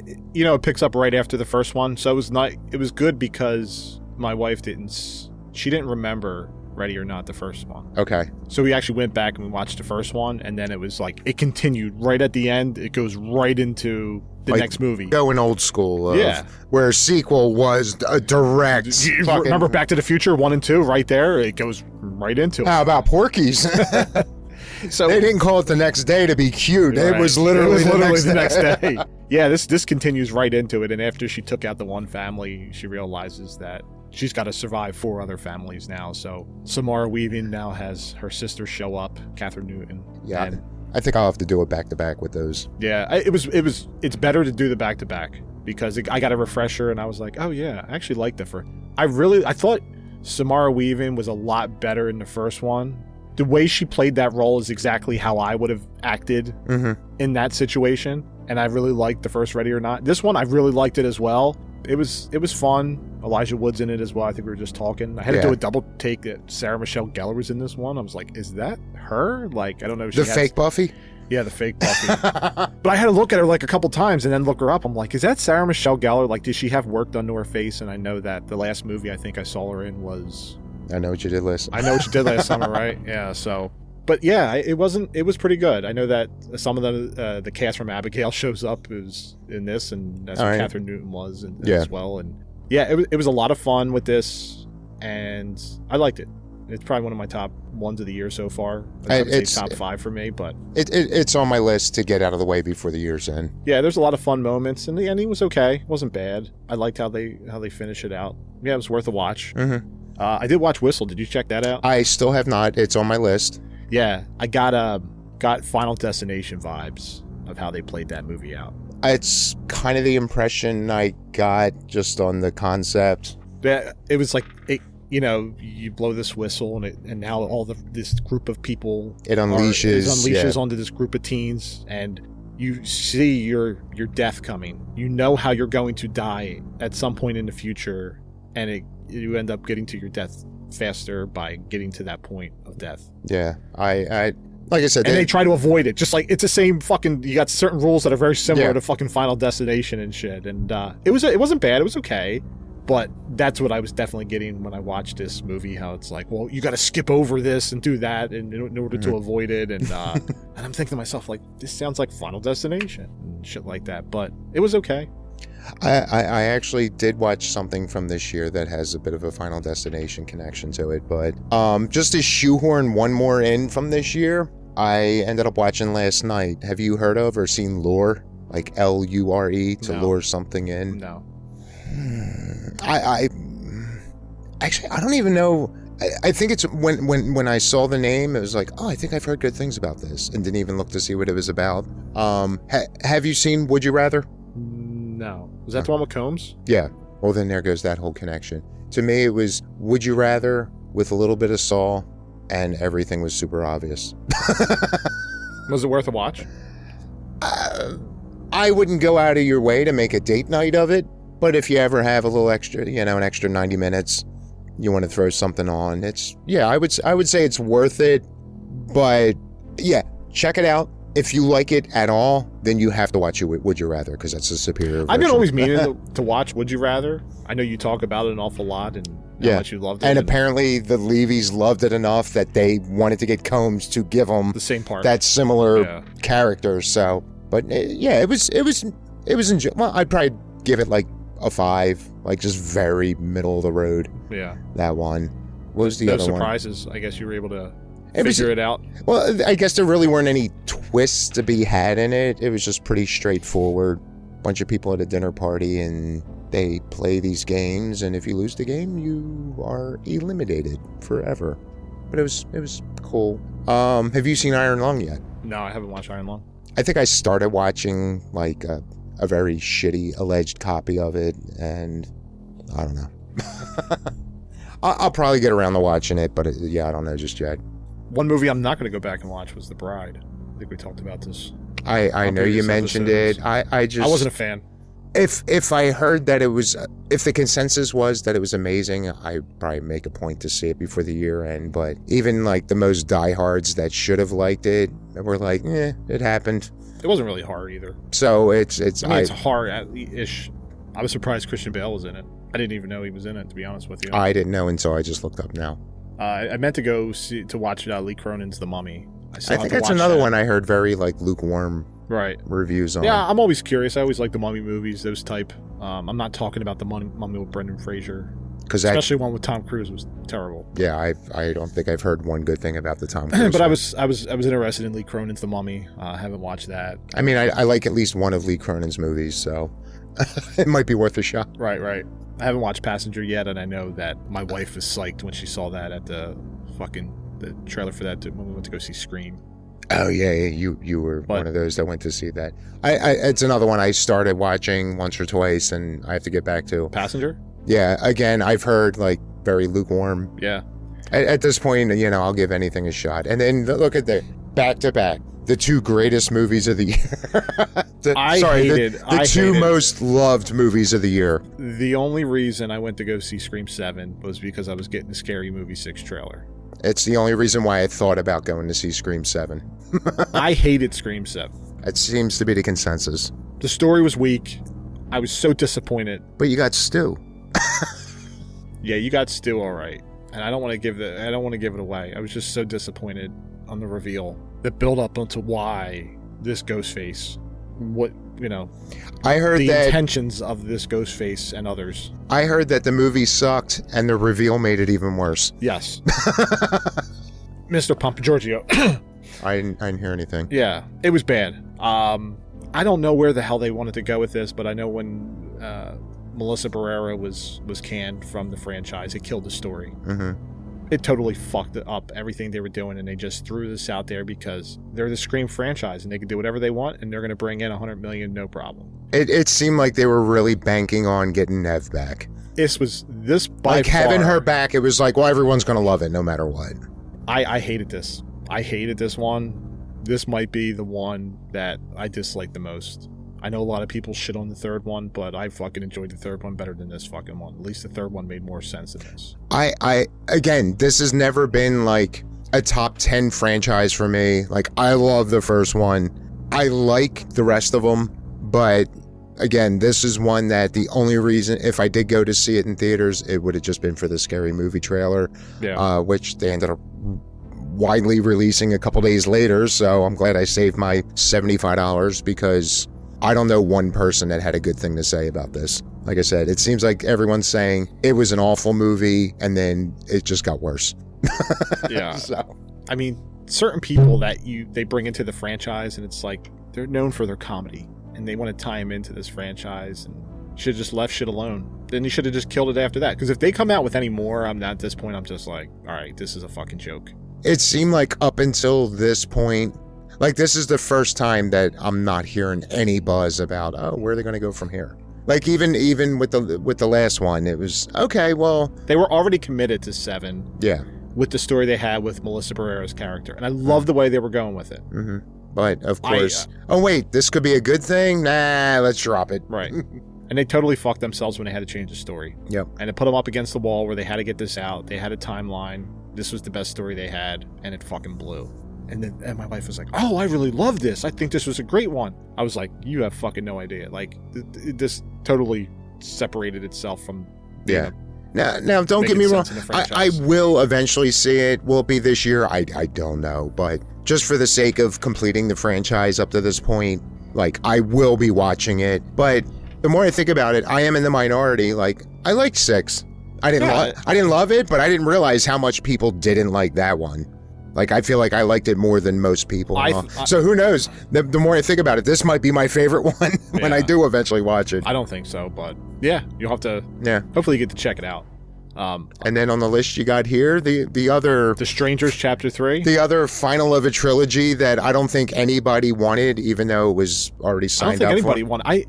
It seemed like after Chapter 1, everyone's like, you know what? This, I'm checked out. And then they put out 2, and I guess maybe a handful of people saw it in hopes of, maybe that was a good, maybe that was a setup, and this will redeem it. 3. And it sounds like 2 was even worse. Yeah, the fact that they pushed through and actually put out the 3rd one, I'm kind of curious to hear what their numbers are on that. Because they should have just left it alone. Yeah. The Strangers franchise, I actually like the 2, the Strangers, and then the Pray at Night. Pray at Night. Yeah, just because of the soundtrack. Soundtrack was fucking awesome. I love the soundtrack. I thought it was actually pretty good. Pray at Night. We did not need Strangers in 3 chapters. I noticed there were some other movies we watched this year, 2026. It was Twisted, the Lauren Lavera movie. That was the one I was drawing a blank. I was going to bring it up and I kept forgetting. But yeah, the new Lauren movie. That was fun. It was actually decent. Again, was it great? Did it blow my mind? No, but it was fun. And I thought she was really fucking good in it. Yeah. Well, you fuck around and find out, right? She absolutely did. She was on borrowed time, her and her little friend there, and she caught up to them. Yeah. I liked the twist at the end too. Yeah. I knew it was coming, and I was just like, all right, this is cool. I enjoyed Twisted. The other one I called, I know, was Dolly. I still want to watch that. It's worth a watch. There's some moments in there. Sean William Scott's in this. You did mention that, yeah. Oh my gosh. There is one part in there where he gets his jaw, like, ripped off, where it's still hanging, and it's actually pretty good. All right. But I don't know about the movie, right? You got this psychopath that dresses up like a doll and wants to treat his humans like dolls themselves. So changing them and feeding them and doing all this weird fucking shit that's going down in this house of Dollyland. So it was Tourist Trap in the Woods. Yeah. It wasn't bad. I know it caught my eye and I wanted to watch it, and I ended up. It was okay, but there was, like I said, there was some pretty cool effects that were done with the prosthetics. Sean William Scott. So yeah, it was one of the few trailers I saw. I was like, all right, this could be fun. Yeah. And I don't know, from what you're saying, it was worth it. Yeah, I give it a watch. All right. In every aspect, it's like, oh, okay. No, they're gonna do this. Oh, okay. Like I said, some good prosthetic in there. There was something else I saw that I liked in the sense of, I think I even told you about it after I saw it, and I'm completely forgetting what the name was, but I liked it it was like a fucking fever dream. and I can't remember the name of it. Touch Me, it was called. And I would absolutely recommend watching that. I don't think it was really horror. It was like a sci-fi, maybe kind of thriller-ish, but it was interesting. It was like, I couldn't look away. I was like, this is so fucking weird. It was compelling. That's another one. If I did a top 10 for the year, that would probably make it. It was just, like I said, it was weird. That's all I could say. It was fucking weird. Okay. So, and again, brightly colored. There's some alien element to it. But yeah, check that one out. I think I saw that a few months ago, and it's still I've only seen it the one time, but it still haunts my dreams. Oh, like a Serbian film for me? Dreams, not fantasies. Oh, get the fuck out of here. I tried to go back and just make sure I, take a look at what I remember seeing. There's probably like 10 more that I've seen, like, because I was trying to stay on top of things, and part of me, I wanted to relive that Low Life's moment of finding that one gem that just got released under the radar. So I was going on the box and 2-3 times a week going, this year, horror movies, and anytime something new popped up. And 2024 was Low Life's, 2025 was Match.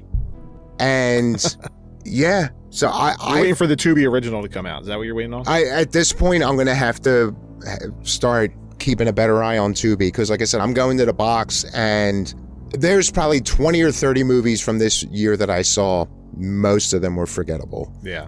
It was like, like, except for this handful of like huge ones. And even then it's like, okay, I liked it, but there's nothing that I've been blown away with this year. Yeah. So far. Well, because you have not yet seen Scary Movie. I was going to go to the movies last weekend, and I chose to hold off. And I don't know why, but I started hearing all these reviews that were coming out.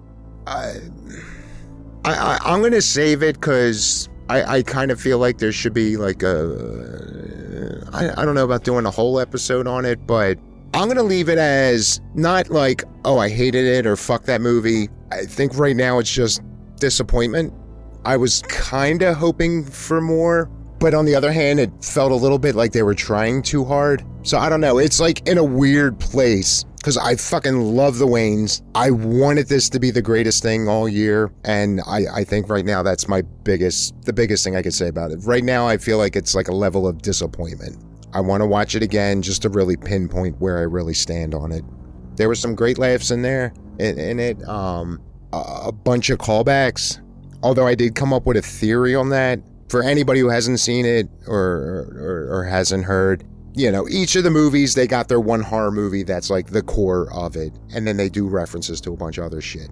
This one was rooted in, funny enough, Scream 4, 5, and 6. And they're not necessarily the fan favorite. I think of the three of them, 4 is probably the most popular of those three movies. Maybe 5. And that seems to be the one least referenced in it. But it's kind of like a combination of the characters in those, and it's just, I think there's so many movies that came out since the last, forget their involvement, since the last Scary Movie. Yeah. I think they were just trying to cover everything. We got to figure out a way to put in every movie since the last one came out. Didn't they did the Haunted House and Haunted House 2, right? I still need to watch those. I know I love the trailers, but I still have not seen either of those. Right, and I think some of the stuff in there I thought was like really funny that that you kind of reminded you of watching maybe like a scary movie. Yeah, I definitely like their take on the substance, even though there were elements of that scene that in hindsight were kind of obvious, but I did not see that coming in the moment. But yeah, slight spoiler alert, the movie opens up at the Final Destination amusement park. I think that was like the name of it. So you know exactly what it was from. So the opening scene was a conversation going on in the parking lot of this amusement park, and you just see all the rides in the background malfunctioning. And like I said, this is literally, boom, Scary Movie, first scene, and that's where it goes into. So like I said, it's not really spoiler. So that was like their first major, I guess, punchline in the movie. Gotcha. But yeah, they had 2 credit scenes. So whenever you do get around to seeing it, early credit scene and then like a mid-credit scene, they were amusing. So, but yeah, I really want to watch it again because I want to like it. I don't think a rewatch is going to have that, but I think I can at least thoroughly assess where my thoughts are on it. We'll figure it out. But it looks like for the remainder of the year, because this was a big one for me. I was excited for this movie. This is probably the one movie I was most excited about seeing this year when I saw what was coming out. And yeah, I think at this point it's all down to, well, maybe Ice Cream Man, but definitely Evil Dead. I'm hoping Evil Dead blows me away. And then you got another Insidious. Yeah, whatever. Out of the further. I never went beyond. I think I saw some of the second one. It's like, I really liked the first one. I just didn't really need anything beyond that. And I haven't heard anything like where anybody was blown away by anything since then. So, yeah, that's of anything remotely noteworthy. I know that's pretty much all I have. Hokum. I've been hearing a lot of great things about that. Yeah, I haven't watched it yet. Adam Scott. And I want to, I mean, yeah, being in that, I haven't seen a good horror movie with Adam Scott since Bloodlines. You mean Hellraiser Bloodlines? Absolutely.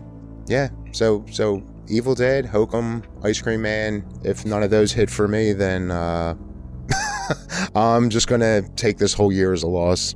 Yeah. With some good stuff. There'll be a gem out there. I We'll find that gem. like I said, I got to go back to, because it's been a while since I did a thorough look through Tubi. Yeah, I did a recent look through. I think the last thing I watched on Tubi was we'll start at rewatching Night of the Demons. And I don't even make it to the convenience store before I pass out. It's like right in the beginning. Jesus, Dave. That's it seems like the more I want to watch something, I shouldn't complain. I mean, I end up waking, I end up just getting a bunch of naps throughout the night. It's rare that I sleep through the night. But I notice I tend to go out quicker if I'm looking forward to watching something. Yep. And you got Resident Evil? Although from what I hear, isn't this the one that's supposed to be like truest? Yeah. To the actual game? Yeah. I remember Jeff was saying he was kind of excited about that. Oh yeah, he seems like he's a big fan. They Will Kill You. That's another one I think I've heard decent talks about. But I must be speaking about the women in my household. Bring this all full circle. Bitches doing bitches things. They're always out to kill you. Yeah. I mean, is there anything you're particularly excited for? Yeah. Evil Dead is the only thing I really want to go see. Yeah.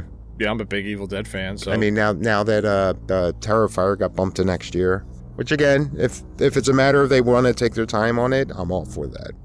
And I haven't heard anything about a release date, but if there's a chance of it being this year, I then add to my list of what I'm excited for is Within the Cracks. That's pretty much it. Yeah, I'm looking forward to that too. And the only other one I knew of that could have been coming out this year is Return of the Living Dead. Yeah, didn't you say that was like November, December? Yeah, and it looks like it's got pushed to 2027 now. Oh, shit. I guess... I guess that's the trailer from like last year, right? Yeah. Just where he's dragging the body for like a minute and a half. But we got Devon Sawa. Devon Sawa? After my comments earlier, she already turned off this episode. So is this supposed to be the sequel that negates part 2? Yeah, there's no such thing as part 2. Okay, so this is supposed to be a direct sequel. See, I didn't even know that much. But so they don't have a definitive date for it yet? Not yet. And I wonder if it has anything to do with the rights of it. Well, wasn't that part of it? Like when that first trailer came out and then they were like, oh, it's fake because they're still in court. I thought that was the reason why it got held up. We'll find out in 2027. Maybe. Either way, just hopefully they pay it respect. Yeah. It's going to be a tough pill for me to swallow if that doesn't turn out good. Just as long as, if they do fuck it up, hopefully it's not to the point where, like, so you remember in Terrifier 3 when Jonathan had his fucking tantrum back at his dorm? Like, you down here with all your Tarman shit, and you're just, fuck this! Fuck this guy, fuck that series, fuck everything. Just as long as it doesn't ruin that for you. And I'm cutting off my skin and taking off my tattoo. Tarman, get the fuck off me. They made me hate you. Yeah. Yeah, hopefully something blows me away this year. Because, again, just a lot of middle of the road.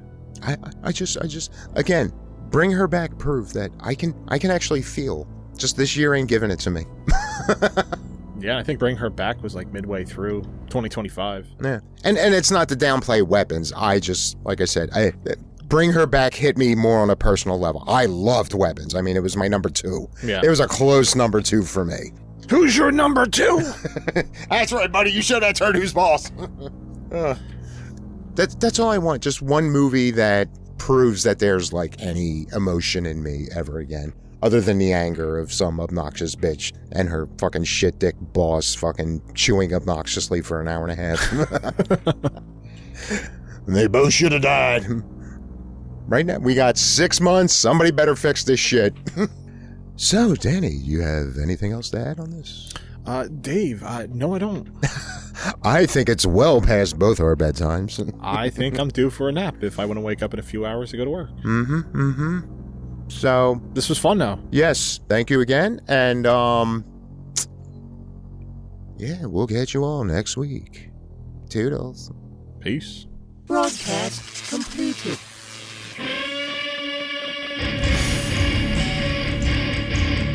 You've been listening to What an Excellent Day for a Podcast. Be sure to come on down to excellentdayforapodcast.com where you'll find our entire catalog. And for your convenience, every episode contains a link where you can text the nerds.